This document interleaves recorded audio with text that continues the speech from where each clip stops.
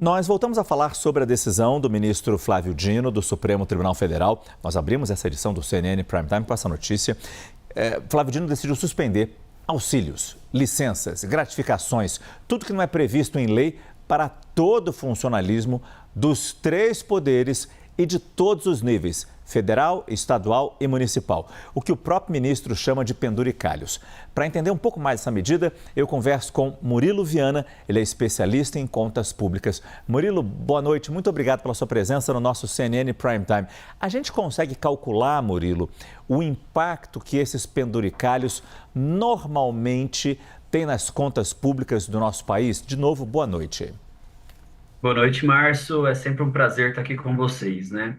Um dos problemas dos penduricalhos é justamente a busca incessante que se tem de ocultar ali É. a origem do recurso, a transparência do recurso, justamente porque, como nós sabemos, a luz do sol é a melhor avejante, né? Para Uhum. poder trazer ali a pressão da população em relação a abusos que acontecem, especialmente por parte da elite dos funcionários públicos.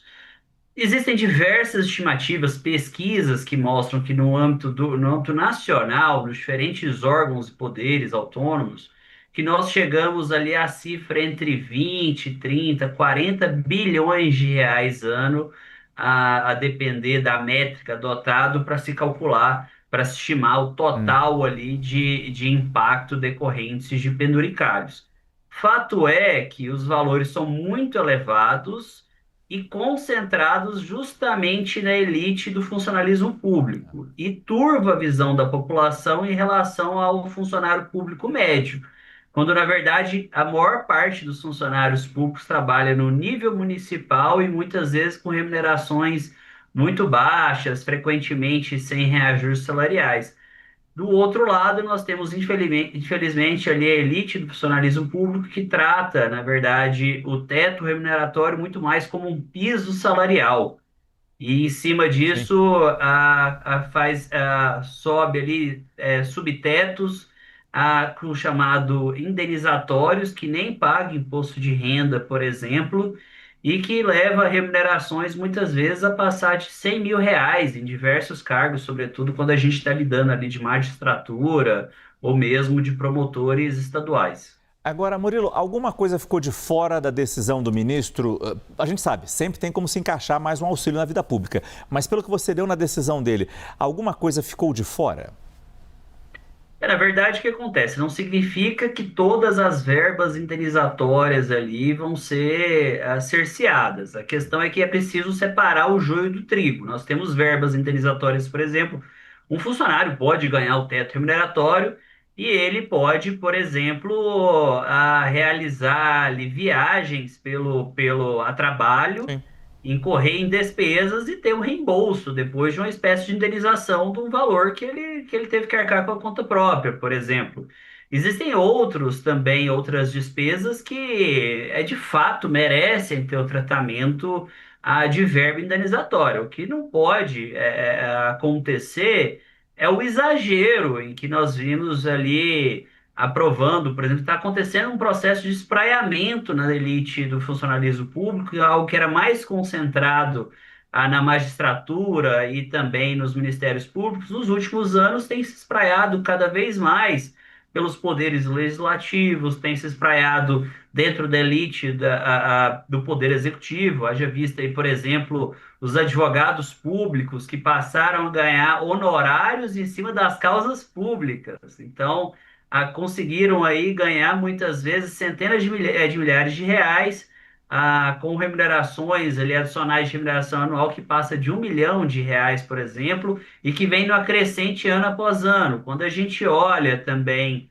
agora no movimento mais recente, houve de iniciativa ali do Tribunal de Contas União, veja bem, o órgão de controle máximo, né, aquele que deve Ah. zelar pelo funcionamento das contas públicas, pela boa gestão dos recursos fiscais, prevendo ali, pedindo, solicitando com aprovação do Congresso Nacional, que os seus servidores ali da elite do Tribunal de Contas passem a usufruir Aham. de um benefício de um dia de pagamento a cada 3 dias de trabalho. Ou seja, isso se espraiou também para o Congresso Nacional, na Câmara dos Deputados e no Senado Federal. Então, É. infelizmente, dentro desse processo, acontece aí a medida do Flávio Dino. Ah, o famoso se ele tem, porque eu também não posso ter. Agora, Murilo, a decisão é liminar precisa de uma confirmação da Corte do STF e já está marcada para o dia 25 de fevereiro essa reunião, essa sessão para julgar se apoia-se ou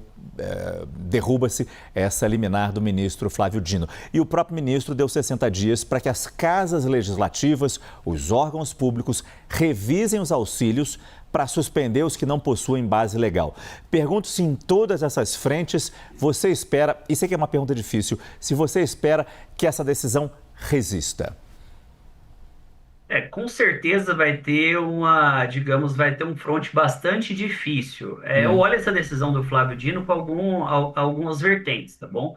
Do ponto de vista, ele faz uma alusão à emenda constitucional ali, promulgada em 2024, que exige com que o Congresso Nacional edite, por meio de um projeto de lei que tramite no Congresso Nacional, a lista das verbas indenizatórias que podem extrapolar ao teto remuneratório, e essa lista ela teria validade nacional, tá? Então é uma lei nacional de validade nacional para os poderes e órgãos.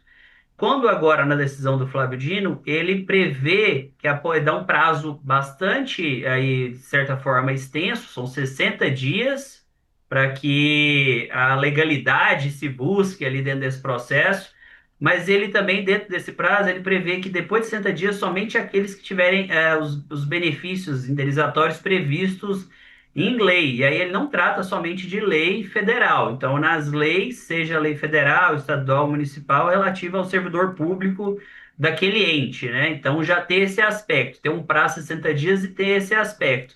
E tem um outro componente extremamente relevante. Desse prazo de 60 dias, ele obriga com que os poderes e órgãos passe ali a lista, elenque a lista de todas as possibilidades de verbas indenizatórias que são pagas, Ah, também coloca a previsão, se tem previsão legal ou não, o valor pago, a base de cálculo, ou seja, isso tende a gerar um grande ganho de sim. transparência posterior para acompanhamento nosso.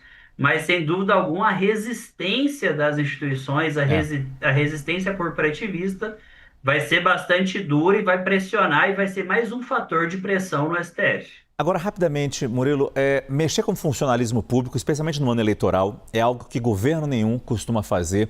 E isso fica muito claro quando a gente vê a enorme dificuldade que se tem de fazer uma reforma administrativa. Peço que você seja bem sucinto, só para... E sei que é difícil isso, mas por que é tão difícil fazer a reforma administrativa? 10 segundos.